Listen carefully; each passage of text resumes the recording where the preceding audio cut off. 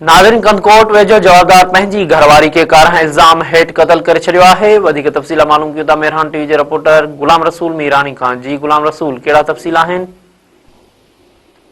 जी बिल्कुल ही मुबैना कारे इल्ज़ाम हेठ एक औरत जी आहे उहा क़तल थी वई आहे।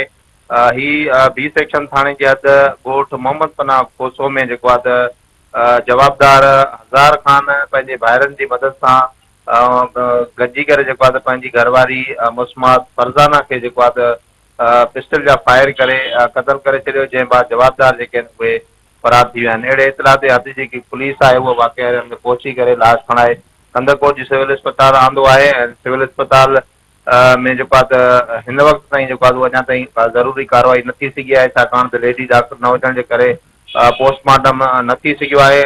लास्ट जेको औरत जो आहे उहो अस्पताल में मौजूदु आहे। वारिस हिन वक़्तु परेशान आहिनि मक़तूला औरत जा, ऐं उते मक़तूला औरत जे वारसनि जो चवणु आहे त असांजी औरत खे जेको आहे बेगुनाह क़तल कयो वियो आहे। फौरी तौर ते जेके जवाबदार आहिनि उन्हनि खे गिरफ़्तार करे असां सां इंसाफ़ कयो वञे।